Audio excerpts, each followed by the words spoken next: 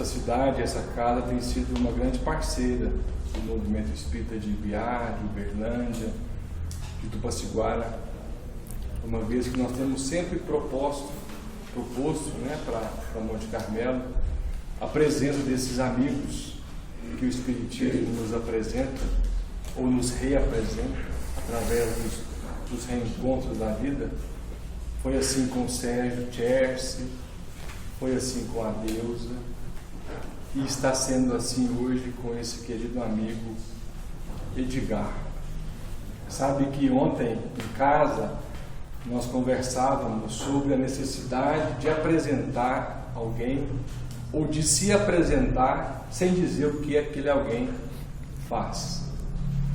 O que eu posso dizer do Edgar é que com o tempo nós vamos entendendo como a vida é sutil. A vida é sutil por comprovar as realidades que nós ainda desconhecemos.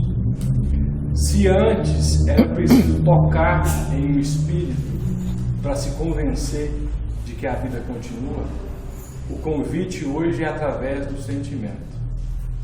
A amizade que nos liga através desse sentimento é a prova para mim e para o meu coração de que a vida continua. Porque isso não é um encontro, é um reencontro. Então eu queria aqui primeiro agradecer a Deus por me permitir reencontrar esse amigo Edgar, que eu tenho certeza que é de outras vidas. O Edgar é de Bauru, escritor. Olha o nome do livro: Permita que eu fale ao seu coração. Quem quiser adquirir o livro, no final vai estar à disposição para conversa, para autografar, no valor simbólico de R$100. 120? Corta o 100. É por 20, promoção só hoje é R$20. Então eu queria sugerir a todos vocês que nessa noite permitisse que o Edgar falasse ao coração de todos nós. Edgar. Eu vou abraçar em nome de vocês, viu? Obrigado. Ele assustou. Obrigado. Antes do Edgar começar, eu quero dizer uma coisa para você. Vai ter um sorteio de livro, foi distribuído uma mensagem. Tem um livro que vai ser sorteado e esse aqui também vai ser sorteado. Tá? Então, quem ganhar depois, o Edgar vai autografar. Né? Espero que seja eu. Vai ter marmelada. Não. Até que horas que eu vou? 8h30. 8h30, tá ótimo. Boa noite. Bem, é uma alegria grande estar aqui nesse reencontro. Eu acho que o reencontro não é só com o Daniel, mas com todos vocês. Eu fico muito contente de ver jovens de menos de 30 anos na casa, né? Que é brilhante e traz um vigor diferente. Mas o Daniel, e talvez o Quincas, outros da casa, não contaram que eu não sou exatamente um palestrante. Eu descobri que eu sou um conversador. Né? Eu gosto de conversar. Então, eu conto, espero que alguém converse comigo. E eu vou... Então, assim, eu peço que quem quiser falar alguma coisa, fale. Eu que estou tímido aqui, vocês são daqui, né? Então, não fiquem tímidos, tá? Eu gosto muito que discordem. Às vezes, vão perceber, eu falo umas coisas erradas para ver se tem alguém prestando atenção. Então, fiquem atentos. Né? Então, se eu falar alguma coisa errada, alguma coisa estranha, alguma coisa um pouco torta, me pare. Se alguém quiser que eu explique de forma diferente, que ficou meio estranho, me avisa. E se alguém quiser falar qualquer outra coisa, fale. Tá combinado? Posso esperar? Que bom. O sentimento, gente, no meu entendimento, é alguma coisa difícil para nós. Dizem por aí que nós somos seres racionais, mas eu discordo. Nós somos seres emocionais. Nós somos comandados pelas nossas emoções. Vocês concordam? Quantas vezes a gente fala assim, nossa, quando eu vi já falei. Quem é que falou? Quem que te impulsionou a falar? Sua emoção. Não foi, você não pensou, tal. Porque se a gente pensasse, a gente não ia fazer tanta bobagem, nem ia falar tanta bobagem. A gente ia, inclusive, se encrencar menos. Porque a gente ia medir melhor as coisas, ia verificar se é positivo, se é equilibrado, se é verdade, se faz sentido. E quando a gente fala na emoção, no sentimento, a gente normalmente, muitas vezes, se arrepende. Então, penso que essa é uma das áreas que ainda está no começo do nosso desenvolvimento. Pensando na questão evolutiva, eu tenho a impressão que a questão da razão já andou muitíssimo. Sabemos pensar como nunca pensamos. Filosoficamente, sabemos articular o que é lógico, o que não é lógico. Matematicamente, de forma geral, sabemos verificar o que faz sentido. Temos um pensamento crítico afiado. Sabemos separar o que é... Geralmente sabemos separar o que é certo do que é errado, mas no âmbito da emoção, nós somos bebês. Estamos começando. E eu penso, quando a gente vê na doutrina, Emmanuel falando que a gente está muito mais próximo do animal do que do anjo, eu tenho a impressão que ele diz isso no âmbito do sentimento. E eu tenho uma visão de ser humano um pouco estranha. Eu acho que o ser humano é que nem uma cebola. Não que seja ardido, tá? Mas tem camadas uma dentro da outra. E a camada de fora talvez seja a camada da razão, que é sensibilizada, que é alcançada de uma forma fácil. Porque se alguém oferecer para a gente um pensamento coerente, lógico, a gente concorda. A gente fala, não, você tem razão. Então, com pouco esforço, a gente consegue sensibilizar essa camada da razão. Mas eu acho que a camada do sentimento está bem mais lá dentro. E essas camadas não se comunicam com muita facilidade, na minha forma de ver o ser humano, ou de me analisar. E para que a gente sensibilize a camada do sentimento, os recursos da lógica não são suficientes. Quantas vezes a gente falou para o nosso sentimento que aquele sentimento não devia existir? Quantas vezes? A gente teve vontade de bater na pessoa e a nossa razão fala, não faça isso. Mas a gente queria. A camada do sentimento queria, nos impulsionava. E ela tem um poder tremendo dentro de nós, não tem? Dizem que é mais fácil segurar as ondas do mar do que evitar um sentimento. E eu não vejo grandes problemas que a raiva surja dentro de nós, que o ódio nasça, que a mágoa, porque eu acho que isso durante muito, muito, muito tempo vai continuar acontecendo dentro de nós. E eu não vejo esse problema, não acho que a gente deva se recriminar, se considerar o último dos seres, a pessoa mais evoluída do mundo, só porque se magoou, só porque odiou, só porque quis ferir alguém. No impulso. O grande problema que me parece é que depois que a poeira baixa, no outro dia, o que você faz com o seu sentimento? Porque aí a razão já apareceu de novo, o sentimento já baixou um pouquinho, estão mais ou menos no mesmo nível, e você pode escolher. Sempre pode. Depois que a poeira baixa. Na hora do vamos ver, muitas vezes não. Mas depois que a poeira baixa, depois que você se acalmou, depois que que você pensou um pouquinho, que você respirou, nós podemos, nós voltamos a ter lucidez. A consciência, a lucidez, eu prefiro dizer, volta num bom nível e você pode olhar para dentro e falar assim, esse sentimento é uma encrenca. mas eu estou sentindo. E é justo e válido que a gente olhe para o nosso sentimento sem vergonha. Porque escondê-lo não vai fazê-lo desaparecer. Às vezes, muitas vezes a gente tem vergonha do que sente. Eu acho que a gente não deveria ter. Porque a gente só trata daquilo que a gente olha nos olhos, de frente. Se você escamoteia, se você joga para debaixo do pano, você não trata. A pessoa que acha que não está doente nunca vai ao médico. Nunca. Porque ela vive uma negação, ela ainda não olhou de frente para a questão. Então eu acho que sim, que se nós estamos verdadeiramente comprometidos com o nosso objetivo de vida, e o objetivo da vida de todos nós é ser feliz, ou evoluir, para mim são sinônimos, nós precisamos olhar de frente para o que somos hoje. E insisto, ninguém deveria se envergonhar de ser o que é.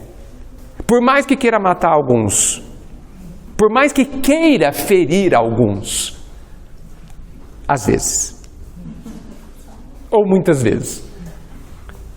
Porque é isso que somos. E Deus, Jesus, a espiritualidade, todo mundo já sabe disso. Até as pessoas que moram com a gente já sabem disso. Então, os sentimentos são aquela área do nosso ser, e talvez um aspecto da nossa vida que está esperando que seja educada.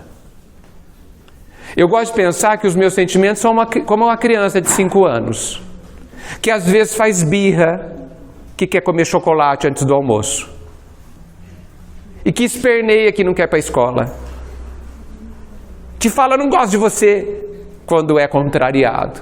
Uma criança de 5 anos, que não sabe o que está fazendo, que não sabe o que é bom para si mesmo. E como é que você faz com uma criança de 5 anos? Deixa solta? Fazer o que quer? Não, né? Educa.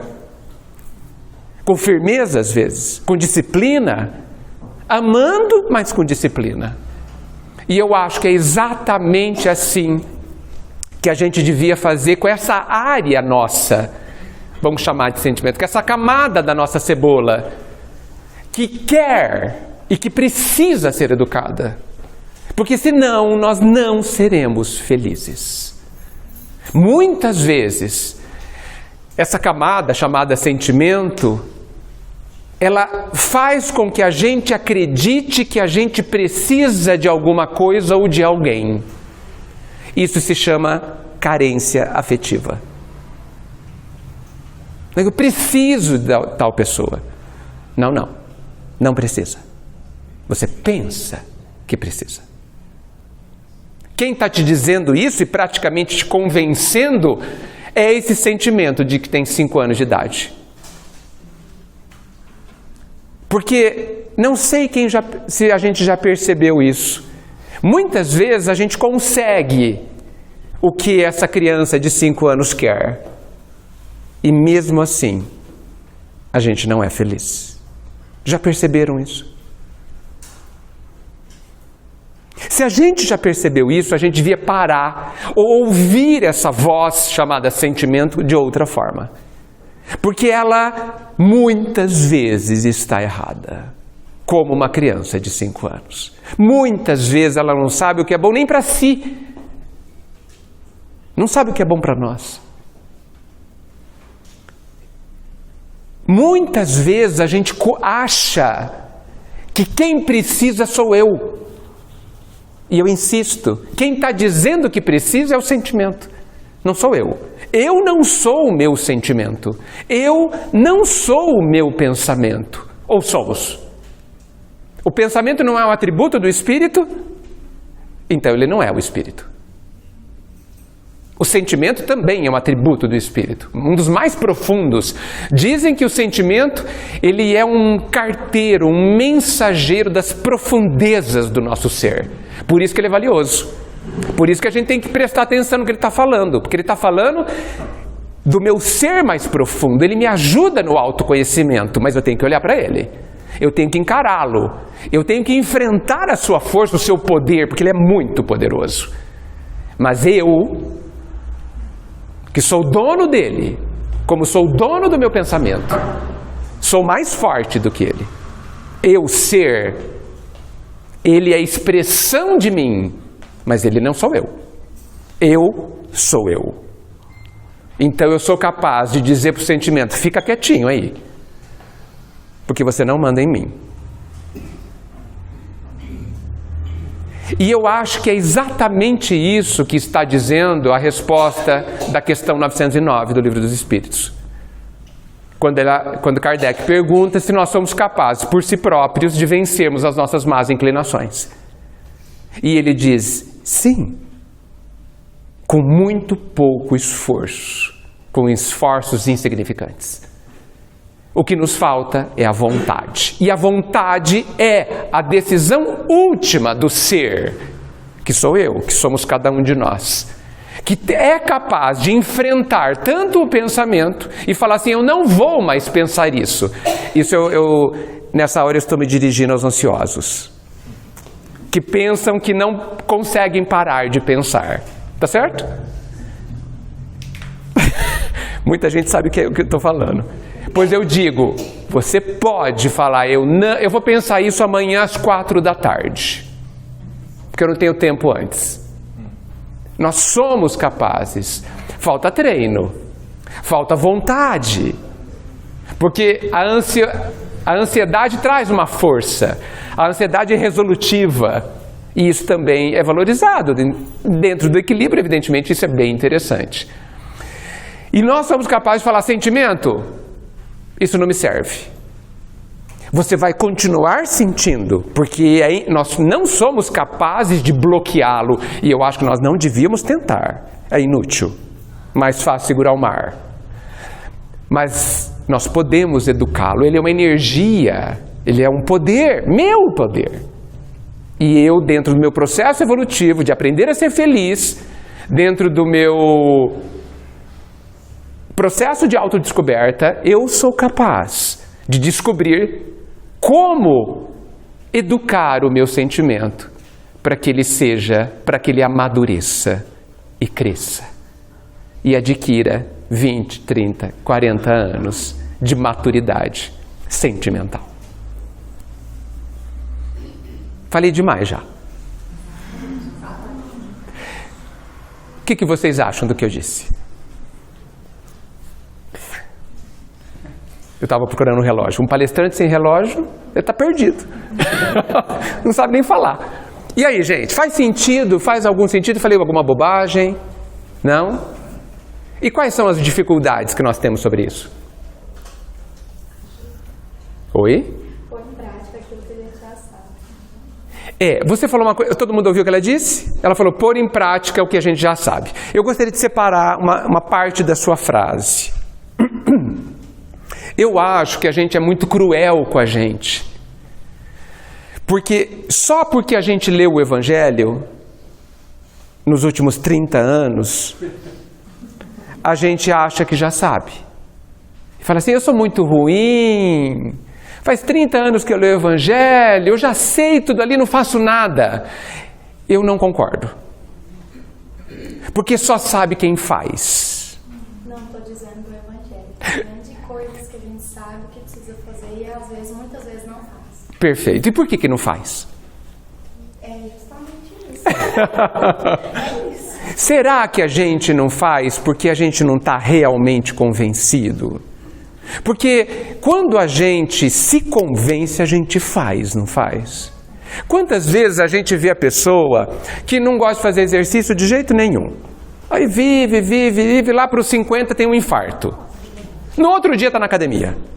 E não larga mais, passa até desencarnar na academia. Estranho, né?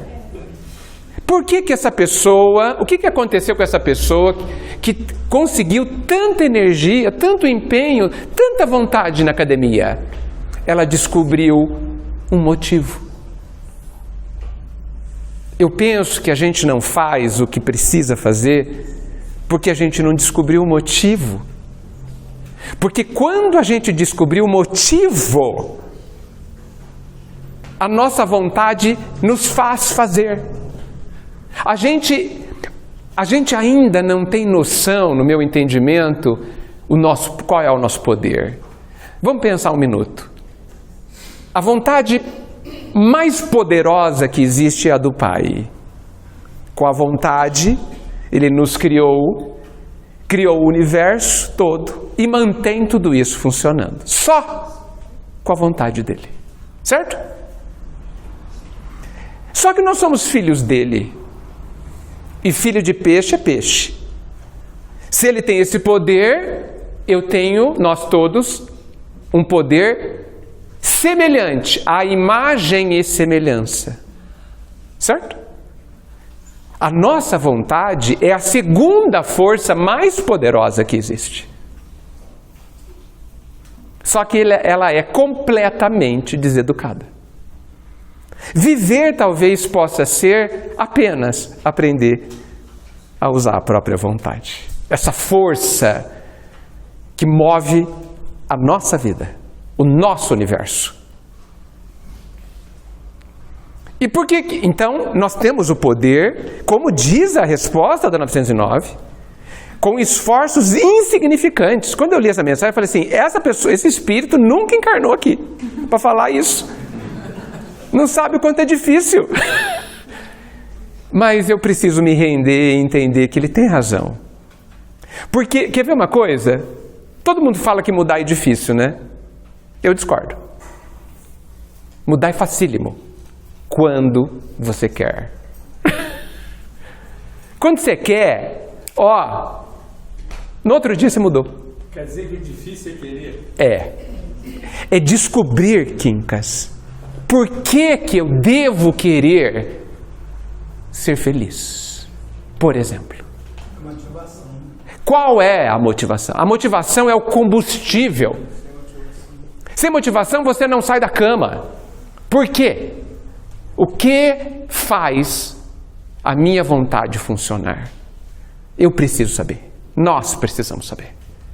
O que me fará querer fazer aquilo que eu chamo de difícil e com a minha vontade eu passo por cima e aprendo? Muitas coisas que a gente não consegue fazer é por pura resistência. Pura resistência. No fundo, não queremos fazer. No fundo, não queremos dar o braço a torcer. Não queremos. Por isso não fazemos. Porque quando você quer, o que nos segura? O que nos segura, gente? Nada segura. Temos muitos exemplos. A pessoa está lá há uma semana desencarnando e não desencarna. Por quê? Está faltando o irmão chegar. Com a vontade de ver o irmão, a filha, o filho, seja quem for, alguém querido que está prestes a chegar. A vontade segura o corpo vivo, dá vitalidade ao organismo, às células. A pessoa chega, a pessoa desencarna. Por quê? Porque acabou a vontade de esperar. Então, se a gente não faz é porque a gente não sabe. E quando a gente sabe que aquilo é certo, melhor para nós inclusive, e a gente não faz, é porque alguma coisa dentro de nós, alguma área dentro de nós, algum aspecto nosso, ainda não se convenceu plenamente para que todas as resistências caiam e você inteira queira. Porque quando a gente quiser, a gente fará. Nós somos filhos da vontade divina. E temos isso conosco. Nós não somos pouca coisa, não. Obrigado pela participação. Gente, vamos imitá-la?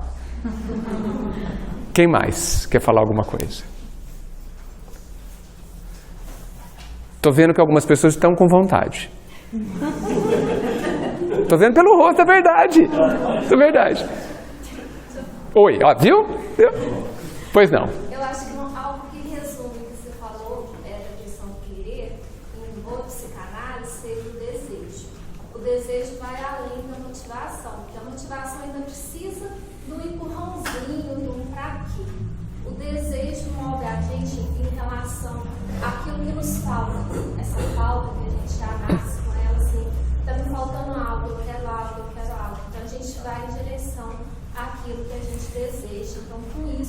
a gente vai à ação, porque o saber, ele só vem diante da ação, então a gente nunca sabe.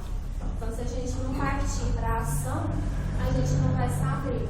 Então, é o desejo e uma aposta. Eu tenho que apostar que aquilo ali vai dar em alguma coisa boa. Então, é um querer associado a um desejo, entende? E sempre uma aposta, se vai dar certo ou não. Eu gostei da sua aposta. Ela falou que a aposta tem a ver com fé e tem a ver com esperança, né? Isso. E quando a gente aposta, às vezes a gente ganha ou a gente perde. Mas vamos ampliar essa questão? Vamos pensar em vida eterna? Vamos pensar em processo evolutivo?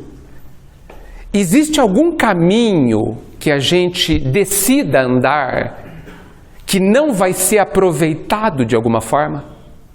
Digamos que eu faça a aposta no vício. Qualquer vício. E eu não gostaria que vocês se lembrassem apenas dos vícios óbvios, como o vício a substâncias e drogas ilícitas. Eu falo de vícios que a gente ainda não está acostumado a chamar de vícios. Vícios de pensamento, vícios de reclamar, vícios de não acreditar, vícios de se preocupar, chamada ansiedade também, vícios de ser triste. Tudo isso para mim são vícios. Vícios do desânimo. Porque todo vício tem um prazer envolvido. E nós temos prazer em viver todos esses vícios que eu citei. Tem vício também. E tem prazer também. Bem, digamos que eu opte, tenha uma motivação, por qualquer motivo, e aposte nesse caminho. E viva esse caminho durante alguns anos. A minha liberdade me permite, o Pai permite, dentro do meu livre-arbítrio, que não é pleno, mas é amplo. Será que eu perdi algo em trilhar esse caminho? Será que eu não vou aproveitar nada? Vou, não vou? Não vou aprender o quanto aquele caminho dói? Não vou aprender que no final das contas, apesar do prazer envolvido, ele não vale a pena? Então ele é útil. Toda aposta, eu gosto de uma frase que diz assim: numa corrida, só uma pessoa vence, né? O primeiro. Mas todo mundo pode ganhar. Isso é muito importante. Só um leva o troféu, mas todo mundo pode ganhar alguma coisa. A grande pergunta é: o que você vai escolher ganhar no caminho que você está trilhando, seja ele qual for? Até aqueles chamados errados. O que? Você decide. Você que vai peneirar a sua vivência e recolher aquilo que você pode descobrir ser precioso. Você vê como a vida é boa? Até quando a gente perde, a gente ganha. Depende da gente não se criticar tanto, não se inferiorizar de forma nenhuma. De forma nenhuma. E nunca perder a noção do valor que você tem. Sem esperar que os outros te digam que valor você tem. Que isso é uma das maiores tragédias que existe na nossa vida. Eu querer que alguém me diga o quanto eu valho. A pessoa não sabe nem onde mora. Vai saber de mim? Não sabe nem quem ela é. Só sabe o nome. E vai saber de mim? Não vai. E eu fico esperando que ela me diga quanto eu valho. Essa é uma grande tragédia. Uma tragédia do sentimento. Porque é o sentimento de inferiorização, o sentimento de que você é um lixo, que faz com que a gente rasteje pela aprovação do outro. Isso é muito triste. Uma das coisas mais tristes que eu vejo no mundo. O que mais? Falaram que vocês iam falar pouquíssimo. O pessoal estava enganado. Muito bom. Tem mais gente querendo falar. Vocês sintam à vontade. Você não acha que às vezes a dificuldade nossa de mudança está relacionada a querer um salto muito grande e não lembrar da questão do tamanho que não dá saltos a evolução? Então às vezes você fala assim, vou começar um projeto de caridade. Sim. Você já quer abrir a mansão do caminho. Isso. Você quer começar indo num lugar que já existe, mesmo que você não concorde com a fé. Porque eu já vi muito caso assim, que às vezes assim, dentro da cidade não tem obra espírita, aí o espírita vai numa religião evangélica e faz a obra de caridade sem se tornar evangélico, entendeu? Estou querendo dizer mais nesse sentido. Assim. Eu concordo plenamente com você. E sabe por que a gente faz isso? Por causa do orgulho. É quando a gente aceita a ideia que o orgulho nos traz de que a gente quer fazer uma coisa grande. Na verdade, a gente quer se mostrar, né? Óbvio, né? E também porque a gente não respeita o processo. Tudo na vida, a não ser a tragédia, começa pequeno e cresce. A tragédia começa grande e diminui. Tudo que é... Percebam, gente, dentro das receitas de se fazer as coisas, a maioria delas, o tempo é um ingrediente fundamental. Para fazer o melhor pão que tem, 24 horas para crescer. Ah, não, mas quero crescer agora. Tá bom, vai dar para fazer, mas não vai ser tão gostoso. Nós precisamos aceitar que o tempo é um ingrediente ainda não bem compreendido por nós.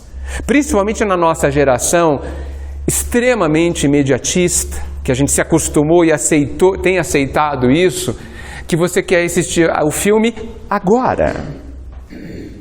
E não aguenta esperar até as 19, às 20, 21 horas, como a gente esperava antes. Nos acostumamos a esse poder, e quando a vida fala vai ter que esperar até amanhã, o nosso sentimento, que está deseducado, sai gritando. E a gente sofre. Então, olha a importância dentro do que você disse, da gente entender o que está acontecendo dentro da gente. Talvez uma das perguntas mais importantes para o autoconhecimento seja essa. Por que que você faz o que você faz? Por que que eu quero isso? Por quê? Mesmo que não seja digno, né? Muitas vezes você fala assim, digno... o principal não é uma vontade que seja assim, nobre. E não será. Nós não temos essa nobreza ainda. Nós somos aquele estudante que está aprendendo. Olha o nosso orgulho. A gente fala assim, nossa, vai demorar muito para eu ser igual a Jesus. E daí? Qual o problema? Por que você quer ser igual a Jesus hoje? Orgulho. Apenas por isso. Para mostrar para os outros que você é igual a Jesus. Não vai chegar lá desse jeito. Não vai. Porque é preciso um processo de transformação que nem a fermentação do pão, demorar milênios. Nós somos a obra-prima do Pai, gente. Nós não somos simples. Nós somos divinos, filhos de um ser divino. Cada passo que a gente dá, cada aprendizado que a gente assimila, é de uma preciosidade que a gente não consegue imaginar, apreciar. Por quê? Porque se eu aprendi de verdade, eu aprendi para sempre. Olha o valor disso. Por isso, se nesse momento aqui tivesse uma pessoa, já seria maravilhoso. Se eu estivesse conversando com uma única pessoa, eu já deveria agradecer de joelhos, porque eu estaria aprendendo com ela e ela talvez estivesse aprendendo comigo. E o que nós aprendermos, o que nós tivesse aprendido, seria para sempre. Isso é de um valor impossível de definir. Então, é muito importante que a gente respeite o tempo e respeite o passo a passo, porque não é o destino, é como você anda. O que vai nos transformar não é chegar lá. Às vezes você chega lá e você olha para você e você não vê nada novo. Mas depende da forma que você caminhou, no meio do caminho você fala, meu Deus, como eu já aprendi. Eu tenho a impressão, gente, que quando a gente desencarnar, não vão perguntar para a gente o que a gente fez dos nossos filhos, dos nossos pais, dos nossos amigos lá no centro, sobre o movimento espírita. Não vou perguntar nada disso, não de primeira. Talvez depois. Eu tenho cada vez mais a convicção que a primeira grande pergunta que vão fazer para a gente é a seguinte: no que você se tornou? O que você fez com você? Porque é para isso que nós estamos aqui. Os filhos, o trabalho, o movimento espírita são meios, não é o nosso objetivo. É através do processo familiar, do processo social, que nós vamos mudar e transformar e crescer e aprender dentro de mim. É para isso que nós estamos aqui. Quando a gente fala de missão, a minha missão é ser feliz. A de vocês também. Como? Agindo no mundo. Se relacionando uns com os outros. Esse é o meio. Esse é o ambiente. Esse é o contexto. Esse é o local que vai nos ajudar a nos transformar. Por isso que nós somos um ser social. Por isso que eu preciso do outro. Eu preciso do outro não para me preencher, como a gente erroneamente pensa. Não para me fazer feliz, o que é um outro absurdo. Mas para que eu descubra como eu vou me fazer feliz. Para que eu me entenda. E ao me entender, me reencontre com o meu Pai. Eu preciso do outro, sim. Por isso que essa lição lida hoje é uma das mais belas páginas do Evangelho. Ele diz assim, e eu não vou saber dizer igual... Alguma coisa assim, um dia nós vamos descobrir que não há melhor coisa a fazer senão desejar que o outro seja feliz. É uma das linhas que a Daniela leu, que merece ser estudada com muita calma. E a gente, no fundo, não tem como primeiro objetivo fazer os outros felizes. O outro não está em primeiro lugar. Eu estou em primeiro lugar. E não é para a gente estar em último. Que a gente pensa que para não ser egoísta a gente tem que não fazer nada para a gente. E na lei maior está escrito que eu devo amar o outro como eu amo a mim mesmo. Então eu não posso me desprezar. Porque a grande pergunta, insisto, que vão fazer para todos nós, penso eu, para mim tenho certeza, eu vou fazer para mim, é no que eu me tornei. Porque essa é a minha tarefa. Ok? O que mais, gente? O que mais que a gente pode falar do sentimento? Oi. Ótimo.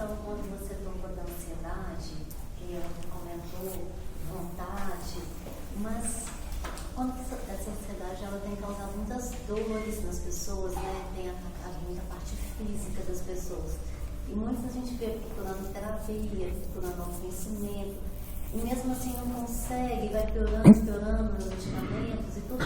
Então, como que a gente lida com essa... Como que a gente poderia, né, tentar sair dessa ansiedade com esses problemas físicos se tudo que a gente faz parece que a gente está tendo vontade e não está dando certo. Deu para entender mais ou menos o que eu estou... Está tendo vontade do quê? Esse finalzinho que você disse. Vontade de melhorar. Não é a vontade verdadeira. Não. Ai, meu Deus. É assim. Por quê? Veja, a minha tese é que se eu tiver vontade verdadeira, eu faço. Vocês já não viram algumas situações em reunião de desobsessão, já não ouviram falar? Que você conversa com o espírito obsessor e fala assim, fulano, irmão, deixa aquela moça. E o espírito fala assim, eu deixo, ela que não me deixa. E aí você conversou com ela de manhã e fala assim, não, eu não quero esse obsessor perto de mim. Que é assim. Tem algum benefício? Sempre. Deixa eu me aprofundar no que eu falei sobre a ansiedade. A ansiedade, ela tem Porque, gente, é o seguinte, não tem nada dentro de nós que precisa ser arrancado. O egoísmo, ele é excelente no nível correto. A diferença entre remédio e veneno é só a quantidade. Então, o que é o egoísmo? O egoísmo é um veneno. Mas ele é um remédio, ele é uma coisa boa que a gente deixou solto. E ele cresceu. E aí, nós perdemos a mão. Então, não é esse negócio, não, eu preciso arrancar o meu orgulho dentro de mim. Não vai arrancar. Não vai arrancar o egoísmo. Porque Deus nos fez perfeitos. Ele não, um ser perfeito não pode fazer uma imperfeição. Concorda? Faz sentido, gente?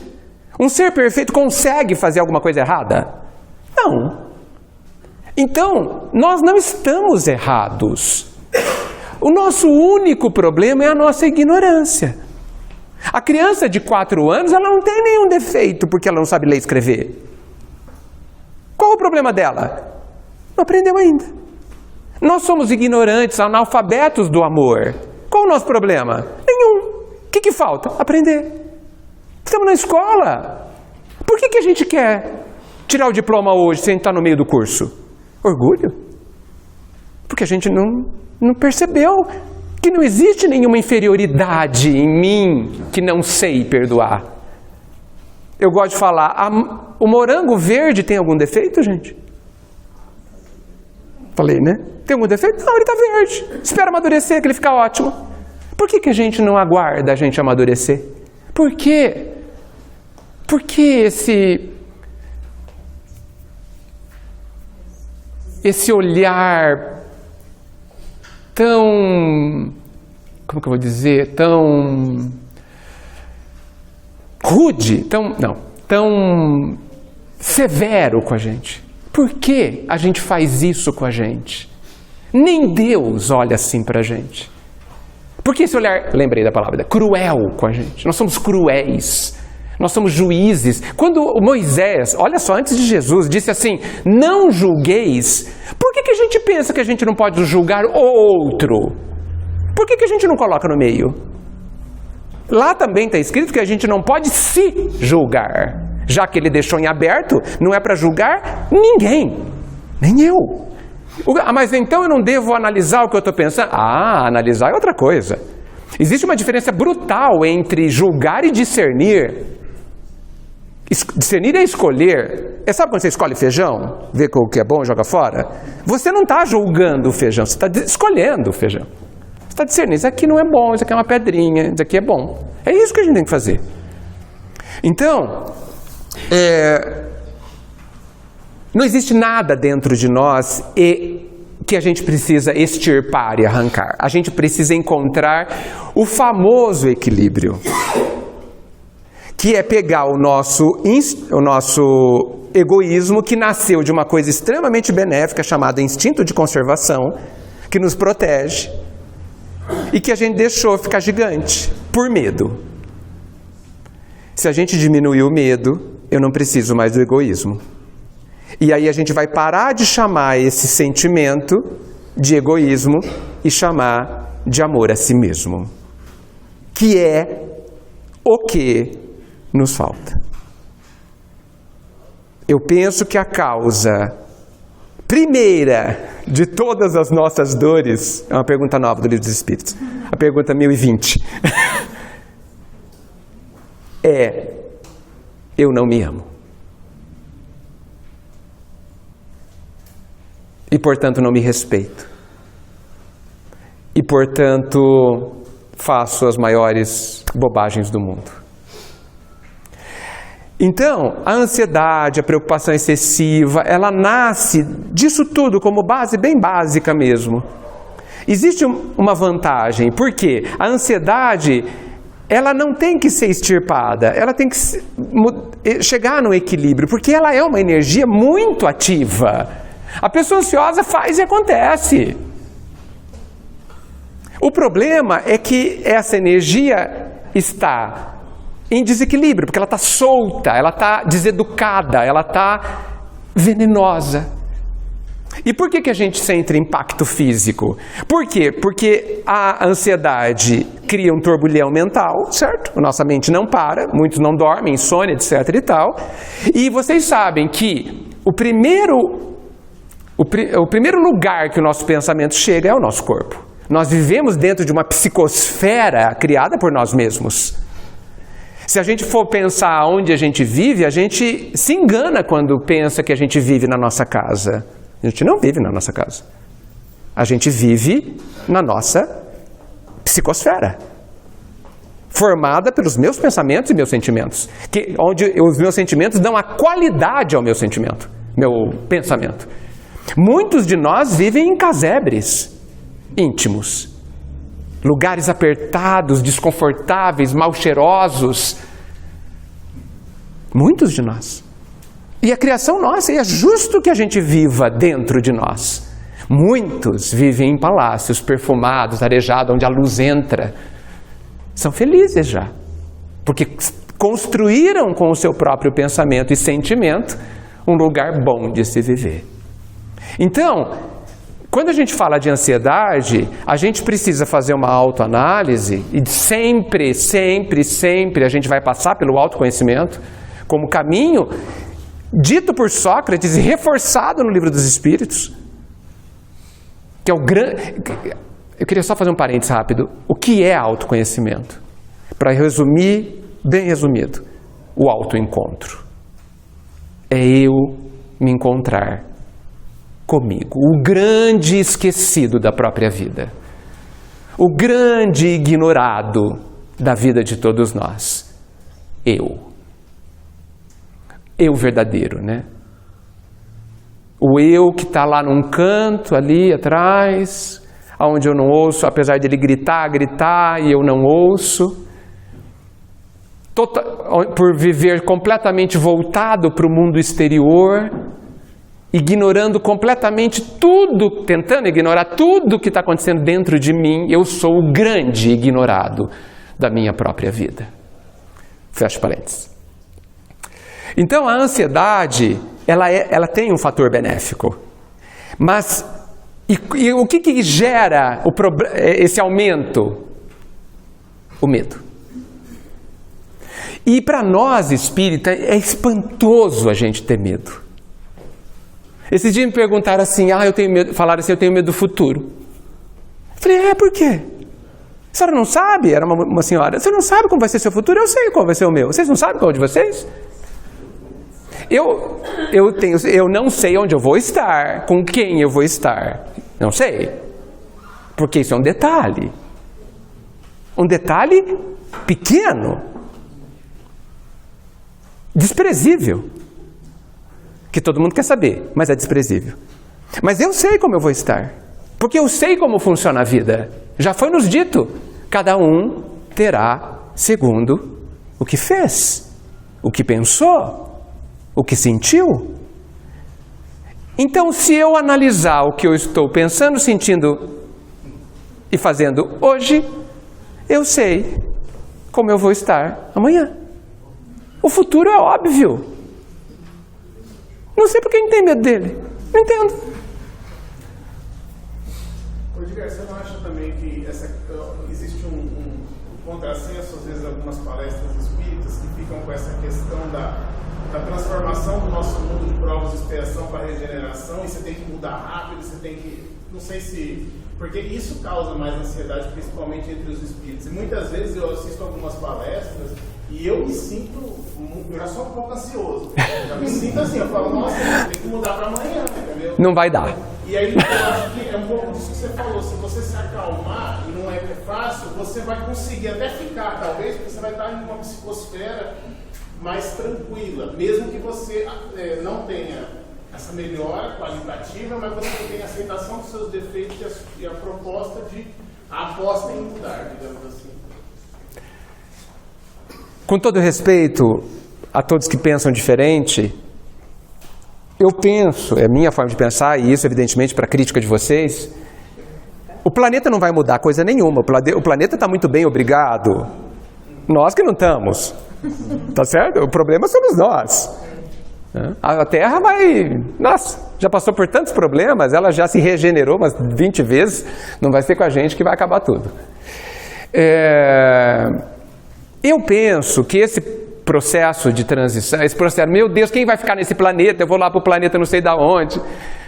Vamos nos lembrar que nós somos amados? Vamos tentar entender o que é isso?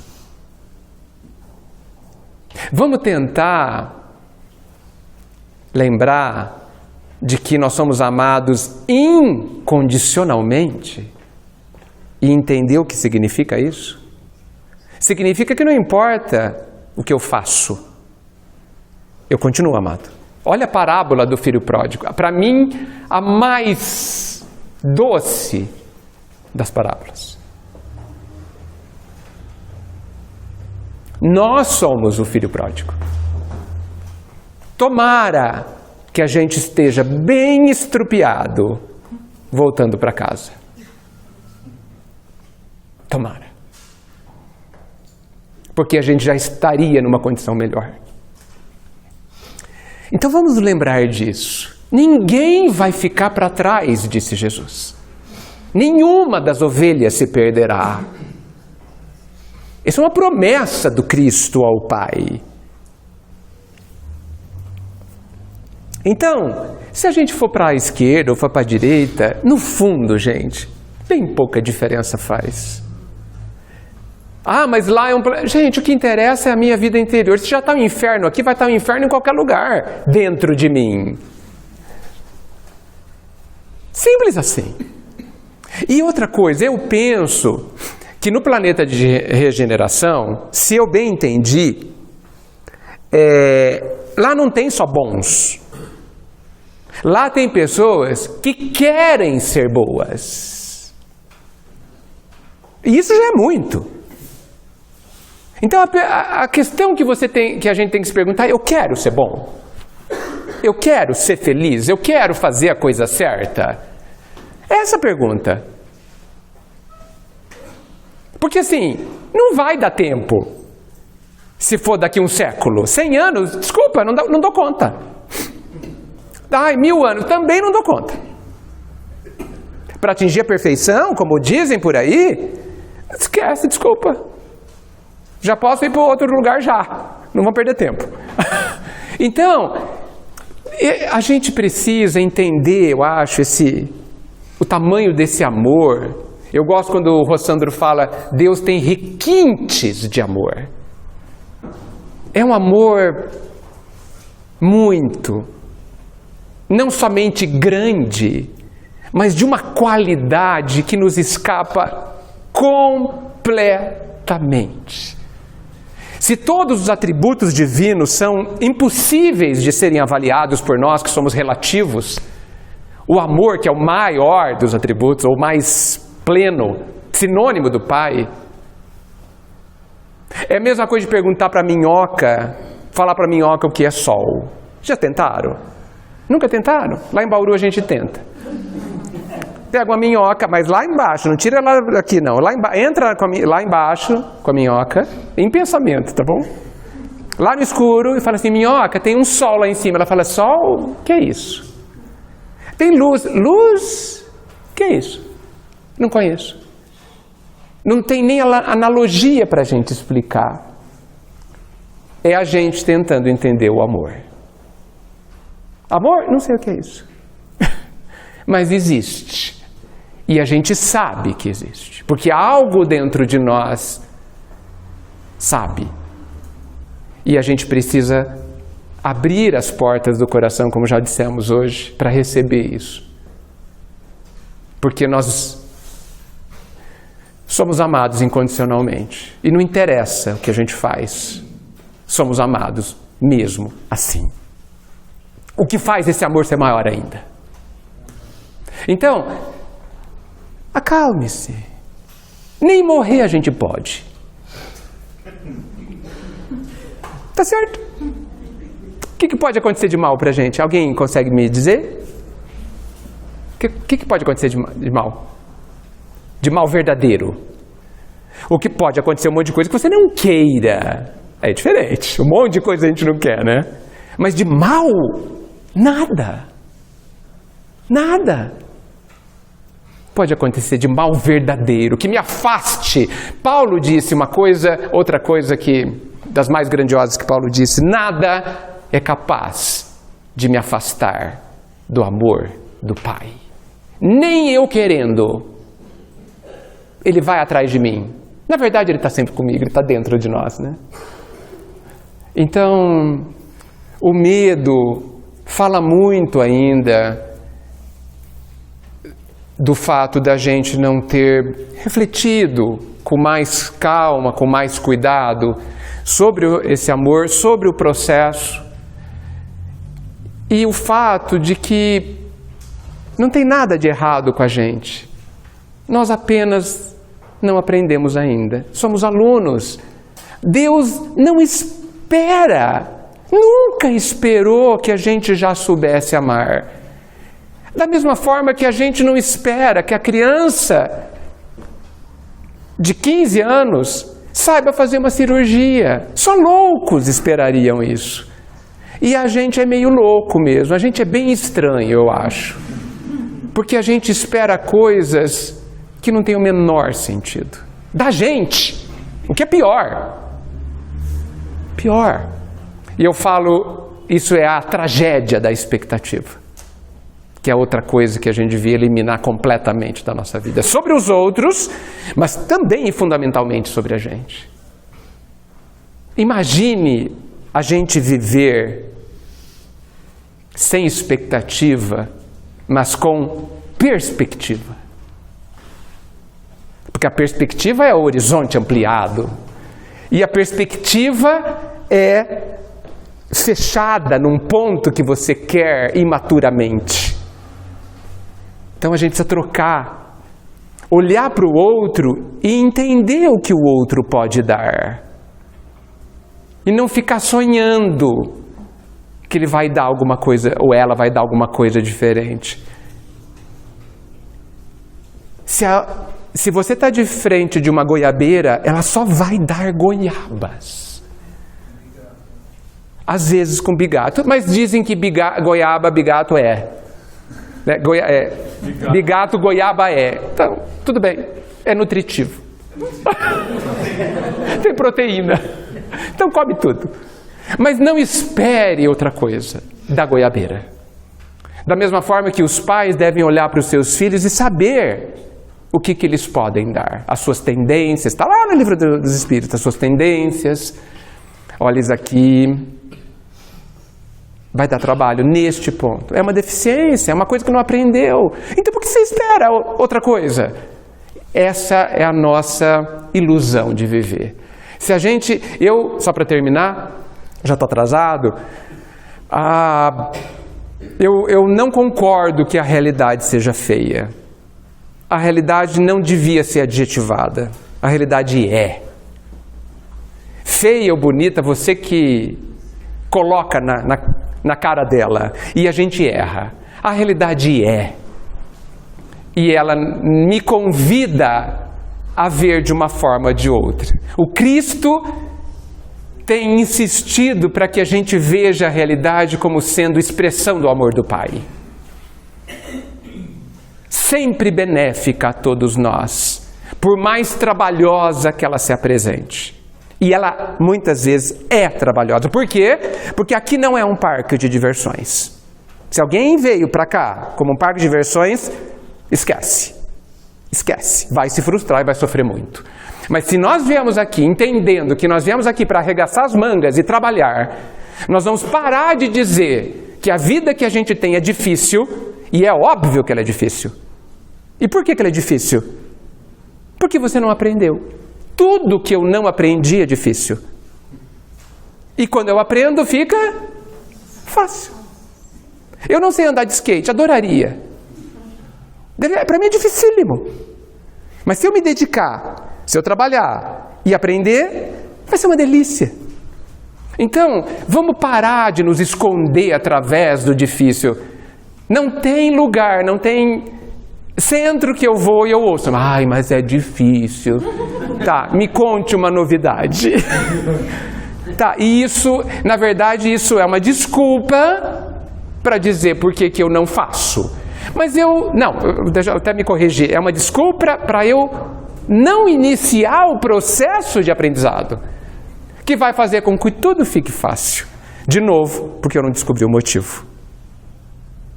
Por isso que a dor entra em ação, para nos dar motivo. Porque com ela, a gente se dobra. Mas não precisa. O amor é muito mais saudável, eu diria. Gente, adorei vocês terem conversado comigo. Muito obrigado pelas reflexões que vocês causaram em mim. Saio daqui com algo a mais que vocês me deram. E eu agradeço demais. Muito obrigado à casa pelo convite e ao carinho de todos vocês. Que Jesus nos abençoe sempre.